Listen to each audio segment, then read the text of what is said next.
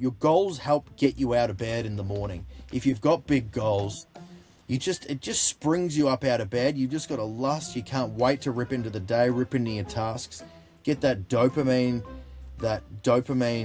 circuit firing, and just to be and just relentless. You need to ask yourself what's important to you in your life, and not what I think you should do, or what your parents think you should do, or what anyone else thinks you should do. You should just tap in and just ask yourself what's important in your life and what's holding you back, and overcome and have the courage to go after that.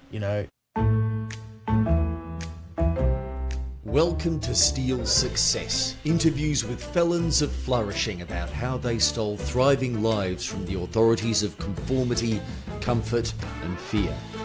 I'm Rob Farker, your host, and in each chat I'll find out how my guest made the bold moves that most people avoid, so that the rest of us can break out of our comfort zones, grift the rules of polite society, and think a little more criminal. Let's get stuck in.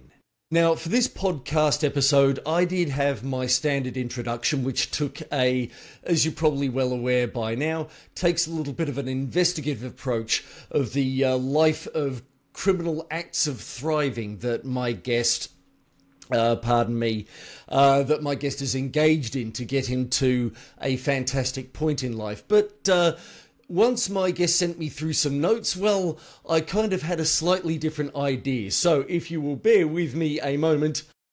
Ladies and gentlemen, in the red corner, the deadliest dentist known to man. He'll take out your teeth with one punch and then put them all back in for you. He'll take you out of the fight and then take you out on a river cruise with a passel of pretty women. Weighing in at... how heavy are you? 84 kilos.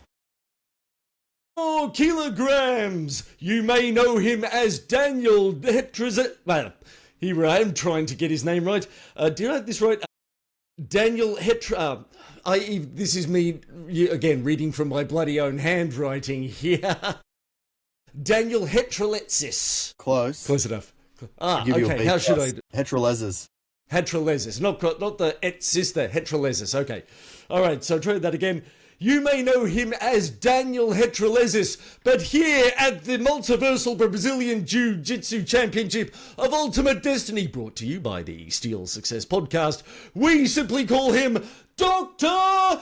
Danimal!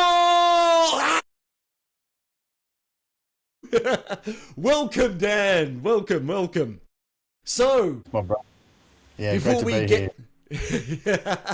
before we get stuck in, I must inform you of the charges that you do face on this episode. Charge 1, constructing a multi-location dental empire, employing over 100 staff and more than 30 dentists, while most people are still trying to figure out how to escape the chair.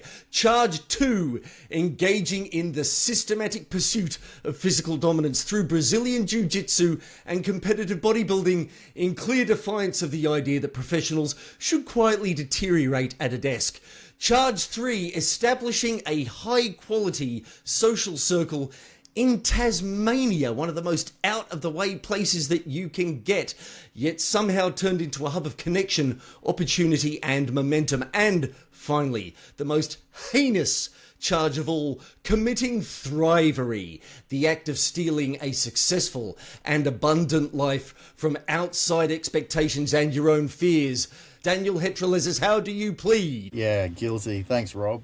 Well, it sounds pretty glamorous what I've said there, but really I'm just a guy that has different interests and a variety of different goals, and that kind of forms that. I call it my shrine, basically. So it's what I strive towards. It kind of guides my life and guides my decision making. So my goals are very important to me, and I mean 90% of people don't have goals. 90% of men don't have goals. So if you are in that 10% of people that do have goals, my goals are different. What I value as important is different from other people. So I'm just a relentless goal setter, basically, and I have been for however long as I can remember. I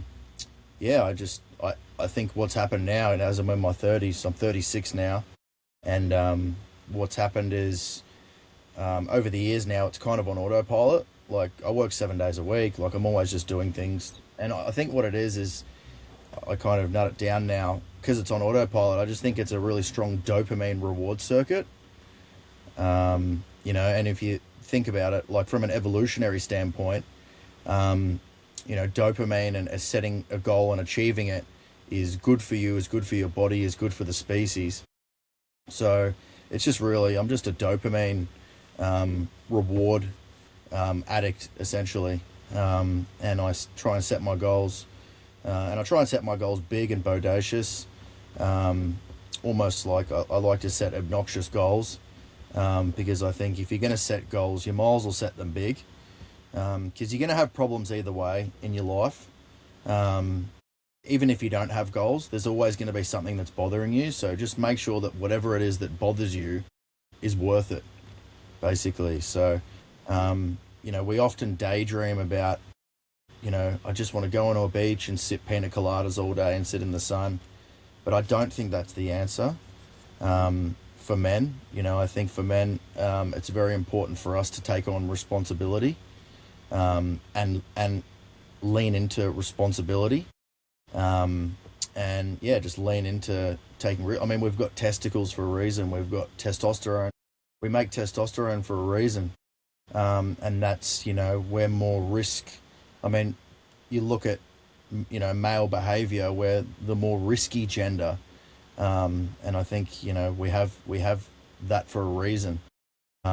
Yes, we can put ourselves in positions where we can get hurt, but in order to achieve something big and be in that top echelon and lean into that competitive nature of the man, we are viciously and ruthlessly competitive. We will kill to win.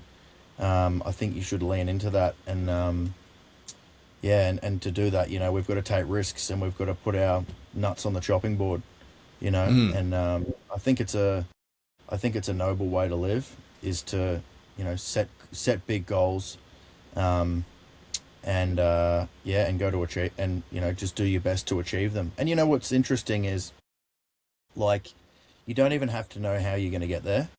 You just have to know you're going to get there.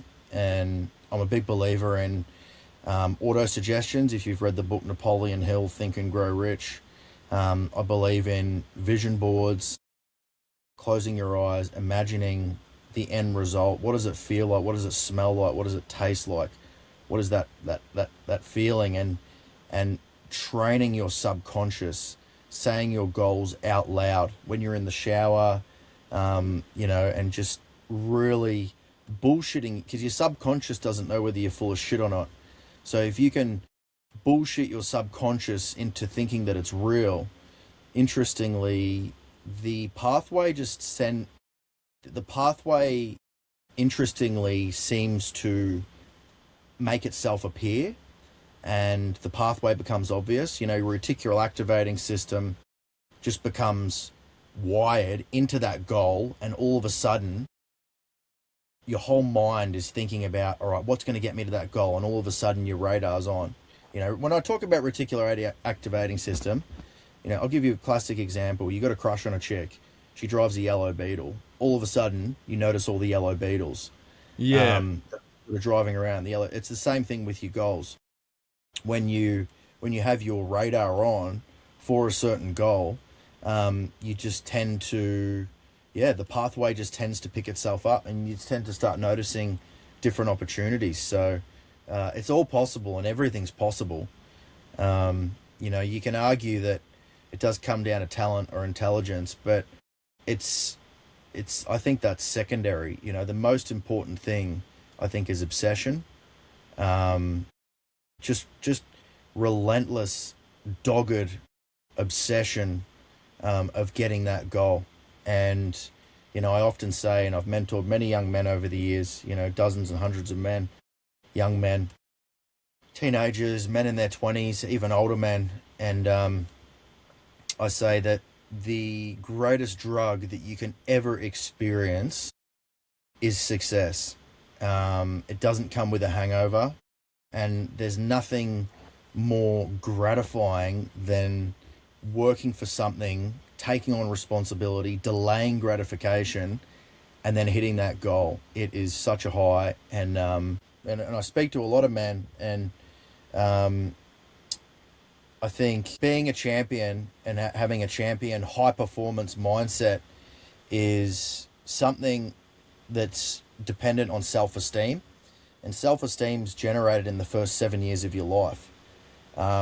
It's not impossible to turn your life around, and aim big and achieve grand things as you get older, but it's definitely a lot more difficult. You know, your brain is neuroplastic, but a lot of the wiring in your brain is done in the first 7 years of your life. Your wiring's pretty firm, but it is plastic, which is the good news. But it's never overcrowded at the top.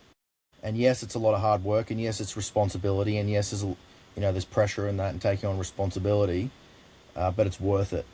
You know, it's always worth it. So, yeah. Any comments there, sir? Oh, a few. I've been making some notes as I go. Now, one thing you did mention right at the beginning is that you have been a goal setter as far back as you remember. Now, you've had a few years on this planet, as you've mentioned, and you've coached a lot of people. You did talk, of course, just now about neuroplasticity, the ability of the brain to change itself. Have you noticed any kind of pattern or indicator as to what it is about the people who aren't as strong goal setters as opposed to yourself? What perhaps in their lives made them that way? Yeah, I think it's a self-esteem issue. The main reason why people don't set goals is because they don't want to set themselves a target that if they don't reach it, they'll feel like a failure. So they shy away from it. And yeah, I think it is a pride thing, and it's embarrassed. It's worried what everyone else will be thinking of them. When you've got high self-esteem, you're not afraid to self-deprecate. You're not afraid to make an idiot out of yourself. To achieve great things, you've got to try new things and think laterally. You have to be a contrarian. You can't follow the crowd.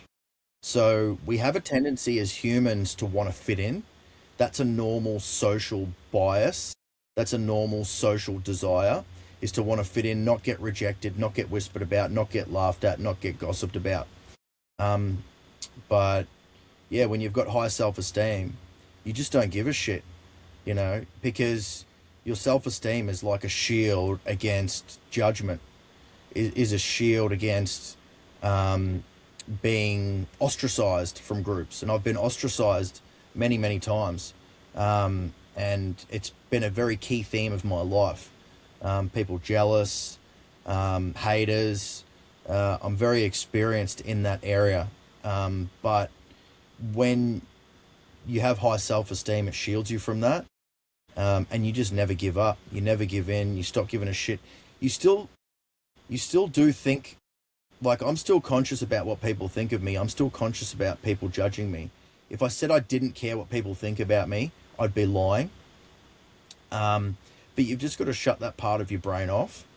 And yeah, so, but I mean, in order to achieve great things, you have to be an exceptional human. And, to be that kind of contrarian, you got to have balls. But it's such a gratifying payoff.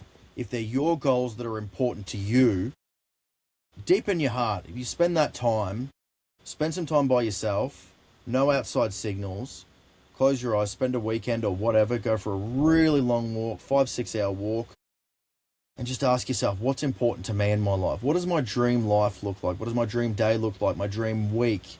What would be the ultimate goal to me? What is the epitome of success? Ask yourself these questions. And when you ask yourself these questions, don't think, what would my mum and dad want me to do?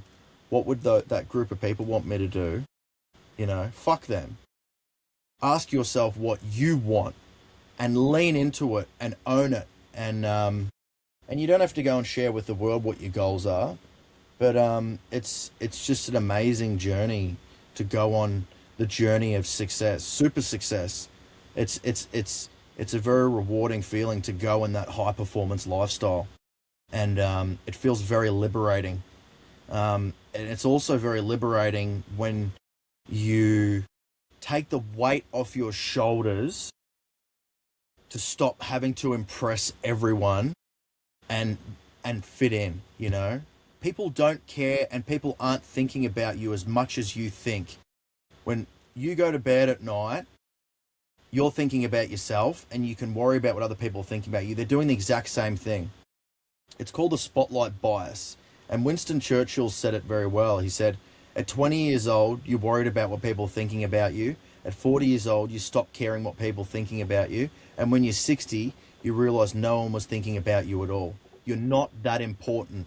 Relieve yourself of the duty and the burden of feeling like you have to impress everyone. Because at the end of the day, no one gives a shit. It's your life. You've got one life. Design it and craft it how you want to design it. Don't let anyone tell you what your goals should or shouldn't be, because they're not more qualified to tell you how to live. They've only lived one life. They haven't split tested their life. So what right does someone else have telling you what your goals should or shouldn't be? They have none. So relieve yourself of that burden, and shine bright, and don't shy away from that. And if you do have haters, and if you do have people that snigger, laugh about you, whisper about you, talk shit about you, just remember they should be. Because if you're not, then you don't matter, and you're not trying hard enough. So I like haters because it's a barometer for how well you're doing. There's only one way to avoid criticism. Say nothing, do nothing, and be nothing. And if you want to fit in and not get talked about, and you want to be liked, you know, which is a weakness, by the way. You want to be respected, but you don't want to be liked. If you want to do that, just hide away in the corner. Don't say anything. Don't talk to anyone. Don't set goals, and just fit in. But yeah, I advise, you know, I recommend all young men is to be brave and chase your goals and tap into that wild dream that you had. Maybe perhaps when you were young, you know, that big dream. Aim big because it's worth it. One of the biggest struggles really is just being willing to go, you know what, let's dream big.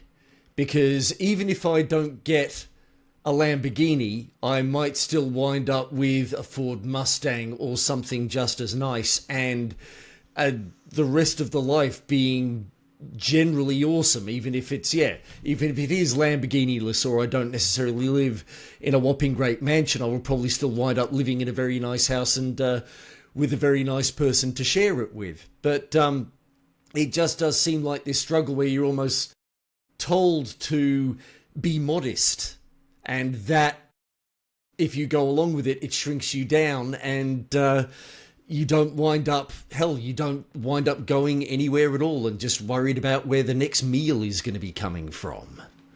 Yeah, it's a good point. Yeah, good point. Firstly, if your goal is to have a Lamborghini and you do end up with a Ford Mustang, you can still get a Lamborghini. You know, it's better to aim at 100% and hit 80% than aim for 80% and hit 60%. But you only not get that Lamborghini if you stop trying and if you quit. People overestimate what they can do in 12 months and underestimate what they can do in 5 and 10 years. And I'm not saying don't set timelines for your goals. It's still good to have a very clear, bodacious, ambitious goal. But you might hit it, you might not, but at least you can say I gave it my best. And at least you can say I had a crack at the stumps. The most successful people that I know all value one thing massively. It's time, and they worry about what they're going to think about and reflect on their life when they die or on their deathbed. We've got a very limited life, so it's just about maximizing your time and your potential. And what it's about is realizing your full potential as a human being, because we don't know what we're fully capable of as human beings. You know what I mean? Like, there's so much untapped potential. And, you know, really what it is the power of the human mind. If you can unleash and unlock the power of the human mind, it's all possible, and everything's possible. And the most powerful instrument that we will ever own is our mind. One thing I am curious about, Daniel, now, I did give Tasmania a bit of a ribbing in the beginning of the chat, and really it's not as out of the way as many places are in the world. But still, have you been a Tasmanian all your life? Nah, so I grew up in Melbourne most of my life. Did my schooling and my study in Melbourne. And then, yeah, I moved interstate where I didn't know anyone, built a practice from scratch. Um, and yeah, that was 10 years ago, 10, 11 years ago. I built my own dental clinic. So, I tell um, you what, that seems like something that's of real interest here. I mean, I assume in Melbourne you had a fair bit going for you. What led you to move down, and can you take us through those initial steps where you were in Tasmania, effectively with what sounds like a fresh start, and what you started doing to get to where you are now when you were there? yeah, so I finished university in 2014.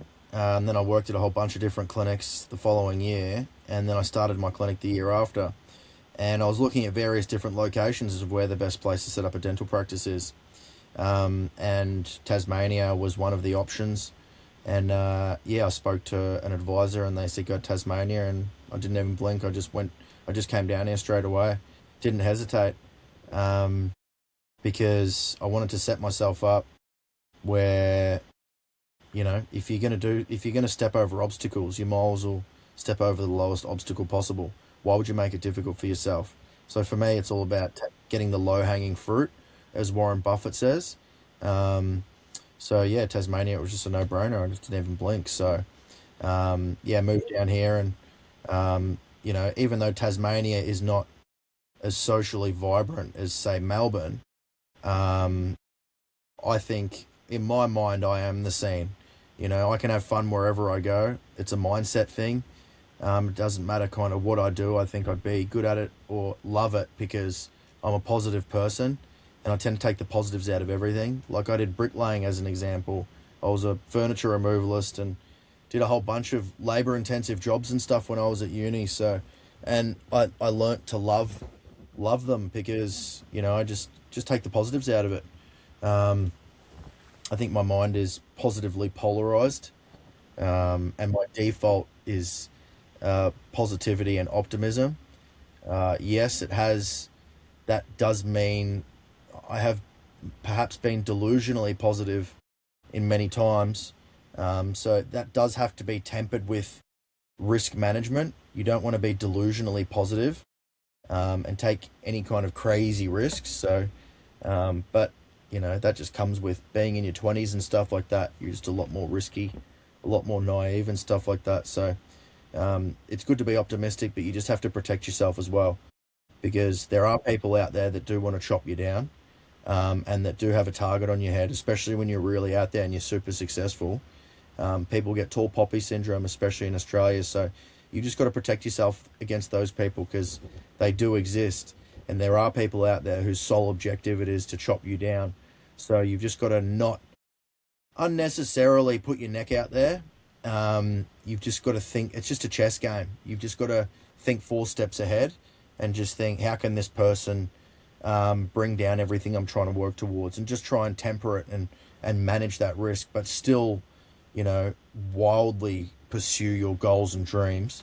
And as I said, the haters are a fantastic barometer of your success. So, but just be aware that there are people out there that, they will cut your throat if you give them the chance. So, Yeah.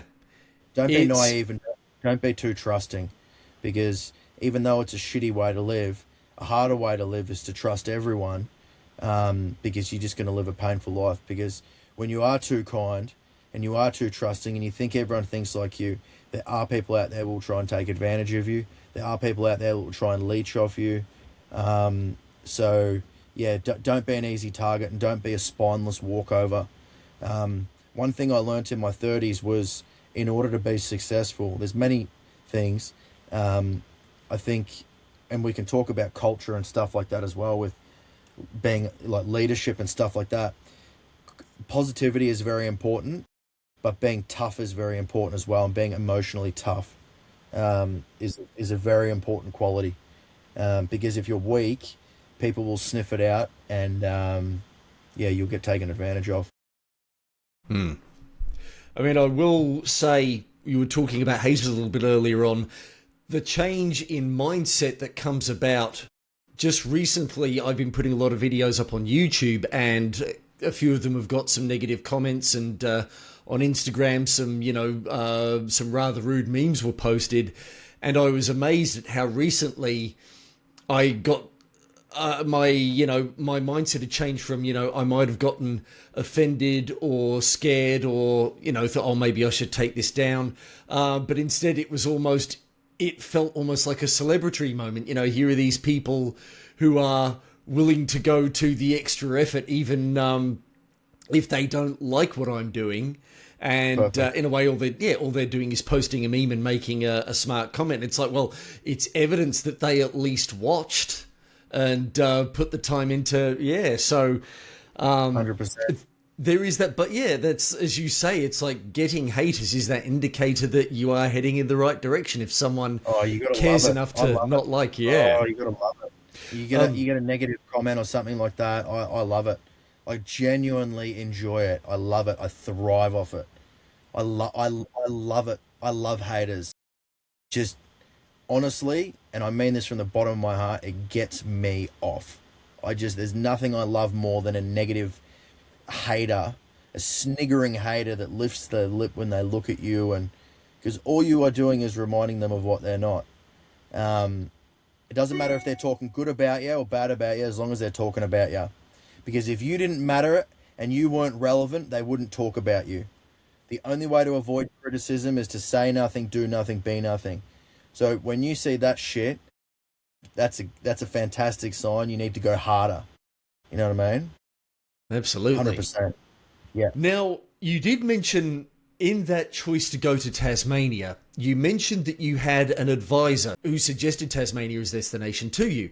Now, without asking for a name, if you don't want to give one out, but how did you find the trusted person, a person that you trusted that much in your life, to give you that guidance in your career, that you were willing to relocate, go somewhere new and start from scratch based on their recommendation? And how do you still find them and, I suppose, vet them nowadays? Great question. What you're basically asking is, how do I find who to listen to and who not to listen to? It's a very important question, and it's a very important. We live in a world right now where there's so much noise. It's noisy. It's your job as a successful person to find the signal. The easiest way to find the signal is with your goals. Who has my goal? Can I confirm that they have actually achieved my goal? And listen to them. Don't take jiu-jitsu advice from a blue belt or a purple belt. You take it from a black belt. If you want to become a black belt, you take advice from a black belt. With jiu-jitsu, as an example, I've only learnt from one black belt. I've basically only done private coaching classes. So all I know is the gold standard. If all you know is the gold standard, you're going to make mistakes, and especially if you can get corrected in real time, it's the fastest way to get successful. So too many chefs ruin the broth. Focus on the signal and not the noise, and find people that are where you want to be and have actually done it. And make sure they have done it. If you want to be a billionaire, only take advice from billionaires. And, you could say, oh, but I want to listen to everyone because, there's a homeless guy. We should listen to everyone and be humble. Listen. And that's what you want to do if you want to please everyone. If you want to please everyone and fit in, I want to be modest and I'll listen to everyone. Then go and listen to all the noise. Because there's so much noise in the world. Your time's valuable. Focus on the signal and just do just focus on the black belt stuff. Or focus on who's actually gotten the results. Don't take weight loss advice off a fat person, as an example. So, keep everything gold standard. And the higher the goals that you have, the more ruthless you will be about vetting the advice that you take. So just be ruthless about that. Yes, you can smile and nod, no thanks, and stuff like that, but just take it with a grain of salt and really put weight on the masters of where you want to be. Have you ever come across the advice where sometimes it's also good to look at the people who are a couple of steps ahead of you so you can at least replicate what they're doing? Have you found there's any room in there for that sort of intermediate, I hate to say lower level, but at least so that you can see someone who is also on their way, but is not as far ahead of you, so at least your immediate progress is more identifiable and more believable? Or do you just always go straight for the person who is already exactly at where you want to be at, even if it is far away from where you are now? I'll take it with a grain of salt. Be very cautious about following it like a religion. Follow the master's advice like a religion, and even get that advice and ask the master about it and see what they say. Because the master would have made many mistakes before and has been exactly where you are before. He didn't just become a master. So you want to get there as quick as possible. Time is money. Time is precious, and why go the long way when you can just go direct. So yeah, take it with a grain of salt. Now, one thing you mentioned a little bit earlier on is that you work 7 days a week. Now, is that just within the dental practice business that you've got going, or do you have other initiatives that you're also developing? Yeah, so I'll keep it relevant for the viewers. I'm a slave to my schedule. My whole day tomorrow is planned out. My whole week is planned out. My next month is planned out. And I don't go to bed if it's not, everything's planned out. And I try and get almost everything done I can in a day. Often there's many things I don't get done because there's only so much time in a day. There's a lot of time in a day, by the way, as well. You should be getting 8 hours of sleep. So you've got 16 hours a day. You can get a lot done in 16 hours. So, when I say I work 7 days a week, I'm a slave to my schedule. Whatever needs to be done, I don't have to rely on my brain to remember anything. There's always things to do. And especially in my situation, my phone blows up all the time. I don't even you can't even literally phone call me. All my calls get diverted because I just don't have time. But there's always things to be doing. And especially any business owner, there's always something to be doing. There's always something that you can be innovating or trying. Pat yourself on the back a little bit, but not too much. There's always another level you can be going to. I say that as a psychopathic high-performance person. But then let's kind of look at it from a different angle. Let's enjoy the moment, enjoy the journey. It's the most important part. Let's stay present. Let's stay grateful. Let's remind ourselves that we're going to die one day. And let's just have a lust and a passion for life and what we do. And life's just an incredible journey. And you never know what's going to be around the corner. But you can only control what you can control. Just do your best. Be a tough son of a bitch and never give up. Indeed.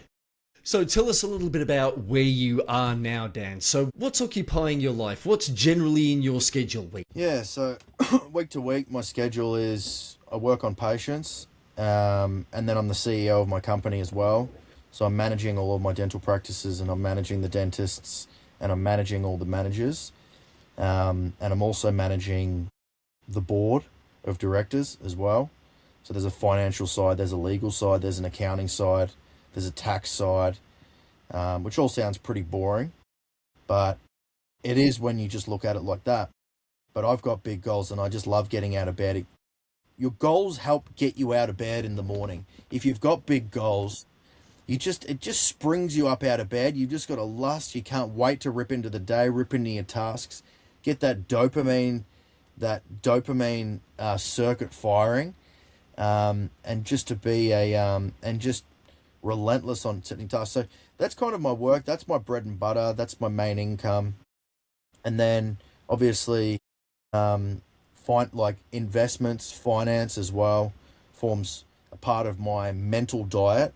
So I try and feed myself with try and stay up to date and wash out a lot of the noise. I don't watch TV, but I am on X. I do get information off X as well. Bitcoin Dentist Australia. BTC Dentist Oz is my handle. And yeah, so I feed my brain with finance and investments. And then, yeah, I try and train as well. I try and get my 8 hours of sleep in, which I don't usually get. I don't usually get it all in one hit. I usually take at least one siesta a day, maybe two. Try and get my sunlight in, drink plenty of water. I have a lot of fruit, vegetables, and nut shakes. And then I try and do some training most days, whether it's weight training or jiu-jitsu. So they're my things as well. I tend to eat pretty clean, but I'm not crazy strict. But I mostly try to feed my body with things that will fuel my brain to make it as high performance as possible. Yes, I am human. Yes, I do love, an occasional sweets and, eating out and stuff like that. I do have cravings and I do have urges, so yeah, but I just try and stick to my schedule. If I'm going to do something, if I've got a podcast with Rob at 9:30, it's in my schedule and you can be sure as hell it's going to get done. If you want to get something done, give it to a busy person because they'll get it done. Be careful about delegating tasks. If you think someone, he's got a lot of time, give it to him. Often, paradoxically, it doesn't work like that. For some reason, the super busy people just seem to get everything done. 16 hours a day, you can get a lot done. You can't get everything done, but you can get a lot done if you work your ass off. And this kind of stuff, like keeping your brain going full throttle all day, you need your sleep, you need your rest, you need your sunlight, you need your water, you need to stay organized, you need to be on top of your finances, all that kind of stuff. It does tire your brain out, it does burn energy. So, and it does take a while for your brain to be able to operate at high performance for long periods of time and have stamina. Takes time to develop that mental muscle. But yeah, if you do it for long periods of time, it comes on autopilot. I've got a mate at the moment that's starting an investment bank in the US, and he messages me, and I'm one of the only people that he can message because I'm one of the only people that can relate to him. He's going through some tough times because he's retraining his brain basically to working all the time. And his health's taken a hit, his social life's taken a hit, and I get it. I've been there. But you've just got to be a tough son of a bitch. Remember the why. Think about your goals and just let your goals guide you. And remember that, as I said before, aim big because it's worth it. Now, one thing I am curious about, you and I are, of course, part of the Men of Action program. And one of the things that I think really, despite what some of the advertising is around it, especially the entry-level off-market dating program, is that it's about building oneself a thriving social circle as the bedrock for a good life. And you hadn't, at least in what you were just talking about, seemed to touch on too much about your social life. So what were you wanting to get out of MOA, and what sort of, in the middle of everything else that you're doing, what sort of social life have you been able to lever into your schedule? How well has that worked? Yeah, so great question. So on my vision board and on my goals, I have my main goal. I have, looking at it now, I've got three, four main goals. They're my primary goals. They're the most important thing to me in my life. They guide me. They're my beacon. Around that, I've got around 12 or 13 sub goals. And one of those sub goals is social abundance. I've always been very interested in intersexual dynamics. I've always been interested in the differences between men and women, not just in humans, but other species as well, behaviors and everything like that. What motivates and what drives men and women. Obviously, there's differences within men and within women, but what are some overlapping features? I've been very fascinated about that. And then one of my sub goals, and my sub goal that was most lacking, was my social life. I sacrificed a lot to get to where I am today. No birthdays, no Christmas, no public holidays, work 7 days, no family, nothing. For years, huge sacrifice. I had to, a lot of relationships I had to cut out of my life. But as things stabilized with my business, unfortunately, I want it to be chaotically growing because I have big goals and I still want it to grow massive. But I had a little bit of time on my hands, and I thought, well, I could just do this like Men of Action thing on the side, because Michael Sartain's a black belt master in social game, and my social life has been lacking. And even previously that, like when I was very social in my 20s, yeah, I was pretty social and I was socially successful, but I think I could have been a lot, there's people out there a lot more socially successful than me. So Michael is very socially successful, and I like that he's got a system, and I like that he's got a strategy, and I'm interested in it. And I know he's got the runs on the board. And yeah, I mean, I've seen the runs he's got on the board. I mean, through his irrefutable visual evidence, he has a social life that anyone, would make anyone blush. So it's been an absolute privilege working with Michael on a personal one-on-one level, for 9 months, and yeah, it's been an absolute privilege. Learned a lot about him in terms of social strategy. And yeah, it's just been fun to kind of implement that on the side. So Social Circle for me and Men of Action for me is a side gig. It's what I do for fun. It's nice to go out and lubricate, to dust off the social cobwebs, as I say. It's healthy. Humans aren't meant to do like what I did for years, which is sit in a box with no one, staring at the ceiling, wondering if I'm going crazy, smacking my head against the wall over and over again, trying things that's not working. I keep going and going and going. That's not healthy to do on a long term. And my mind did go to dark places when I went there. I had to do it. I had to do it to get to where I am today.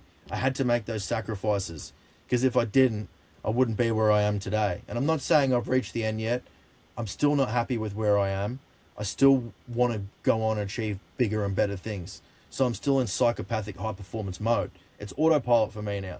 But it's just nice to have like a social thing on the side. When I've got a few hours that I can kind of put aside, it's fun to do this social stuff. And I'm really enjoying it. So I really wanted to supercharge my social life. And I thought the Men of Action program was an excellent investment. It was a no-brainer for me. The return on investment, if that's what you value and your goals are really important to you, and having a strong social life, where you're a person of influence, a person of status, if that's what's important to you, then Men of Action's an incredible investment in terms on returns. It's one of the best returns on investment that I've made. Yeah, I mean, I hope that answers your question. It certainly does, and I'm definitely going to have to whack the affiliate link that I created for the program in the comments section so people can give it a go themselves. Now, you've mentioned, of course, that despite everything, you're still not 100% satisfied, and perhaps that's the point of life, but I am curious as to what does the future look like for Daniel Hetrelezis at the moment? What are the things that you feel like you've still yet to achieve, and what are the things that you're just curious about for the future? Look, I want to do an exit. So you're probably thinking, well, what's an exit? Sounds boring. I'm in the field of mergers and acquisitions. I'm in the field of purchasing practice. I'm in the business field, whether it's dentistry or anything else, of buying businesses, consolidating them, and selling it off. That's my 5-year goal. So I'm not happy with the progress I've made. I've made some mistakes. So yeah, I want to continue to exponentially acquire businesses. I mean, you can buy a business, build it. That's linear growth. I'm looking to get exponential growth. I had my own dental practice for years, was earning great money, but I wanted more, and I was willing to give it all up and risk everything, and I did. I was willing to completely walk away from my profession that I went to university for 7 years for, because I wanted to do a roll-up and an exit. Roll-up as in buying businesses, and an exit is to selling them off.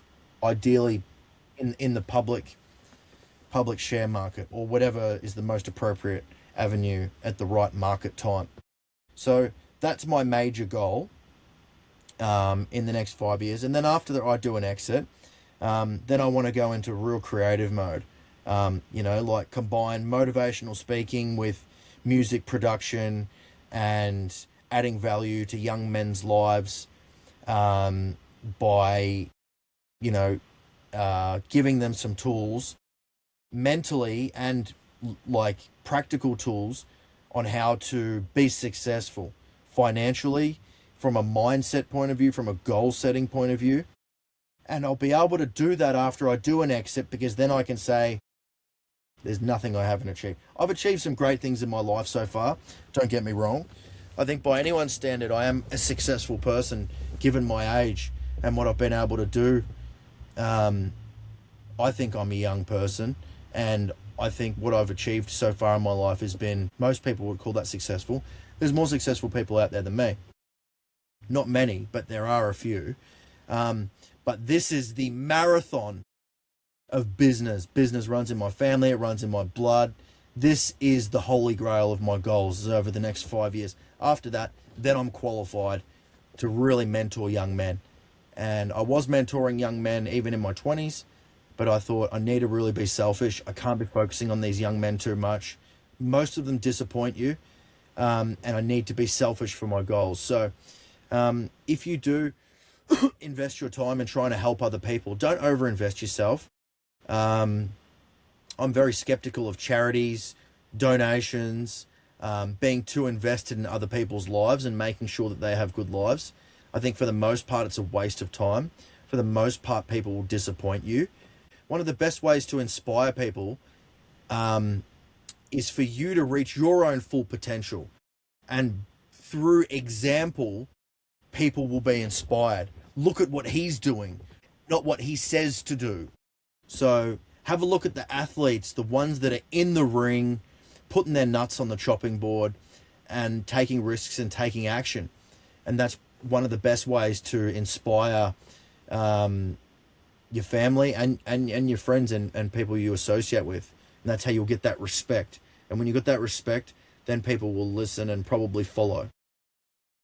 It seems like that difference between trying to teach people and letting them learn from you. Yeah, well, I mean, you can bark on all day about what to do, but as I said, one of my managers said, monkey see, monkey do. Your kids won't do what you tell them to do; they'll do what they see you do. And yes, and let them make mistakes.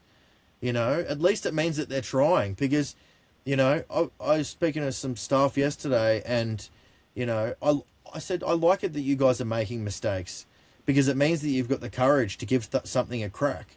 Especially the women that are more risk averse and they don't want to stuff anything up. I love it when they make mistakes, because if they have an overbearing, intimidating, micromanaging senior, they're not going to get anything done, and the senior's going to have to do it all. So you need to liberate people, and people like it when you give them that responsibility and that freedom to try things and make mistakes and say, good on you, you gave it a crack, shit happens. You could do it again. Do you want some feedback? Yeah, all right, this is what I'd do differently next time. Good on them.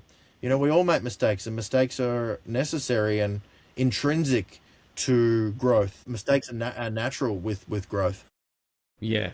Although a supportive environment, like you kind of just said, does help when you know that the mistake is a learning experience, and while it might suck in the short term, it's going to help you in the long term. And everyone celebrates it with you, even if the celebration does involve a bit of good-natured ribbing, just to make sure that the lesson sinks in. It's like, we're pouring the lemon juice into the wound, but it is out of love. You'll remember it for next time.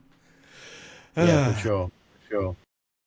Well, one more question, Dan. If there were one thing that you would suggest somebody do after they've listened to this episode of the show to prove to themselves that they can steal a little bit of success back from their life, what would you suggest they go and do? Yeah, I mean, look, I live my life a certain way. I could tell you what to do to be successful and all this kind of stuff, but I just live my life the way I live it. Yeah, it's not for everyone.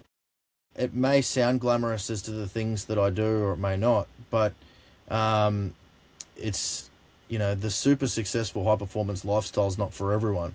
So you need to ask yourself what's important to you in your life, and not what I think you should do, or what your parents think you should do, or what anyone else thinks you should do. You should just tap in and just ask yourself what's important in your life and what's holding you back, and overcome, and have the courage to go after that. If I'm not good at giving women advice, female advice, and I think that men should never give women life advice. You may have some women watching this, and men should never allow women to give them life advice. We're born on we have two different life objectives. Men have to really figure it out, what it is that they want out of life.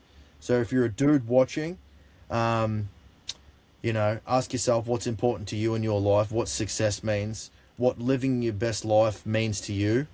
What would you regret if you didn't do it while you're sitting on your deathbed? And map it out and daydream about it and close your eyes and picture it, and lock into it. So for me at the moment, it's business. I love business. Business gets me off finance. I love all that stuff, but that might not be for everyone. But in saying that, finances are very important as well. So I would try and just get a bit of an understanding, make yourself a bit financially astute, and live within your means, and don't, once again, don't feel like you have to buy or pay for things or take out credit card loans or bad debt to impress people that you probably don't like anyway. So, be selfish, and be ruthless about that, and guard your time as well, and set those boundaries, the non-negotiables. Being ruthlessly selfish sounds pretty much up the Steel Success alley, and I think I could use to implement that a little bit more in my life more often. So, Daniel, thank you very much for your time and coming on Steel Success. It has been great talking with you about your life, your obsession, how you got to where you are, and where you might be going in the future. Yeah, no, it's my pleasure to be here, my brother. And I'd like to podcast you sometime, if you don't mind, on your channel. And I'd like to return the favor and interview you and have a discussion with you, because I think your viewers would be interested in hearing about you and actually who you are. Are you setting up a podcast of your own, or are you offering to host an episode of Steel Success where you get to grill me for my audience's sake? No, I won't set up my own podcast. I'll host Steel Success, but I'll be the one interviewing you. Oh boy, I'll have to hand over the reins to someone else. That's intimidating, and that's probably why I ought to bloody well do it. But thank you very much. I'll take you up on that. Yeah, no, it'd be an absolute pleasure. We'll touch base after the call and set up a time. You betcha. Thank you, my brother.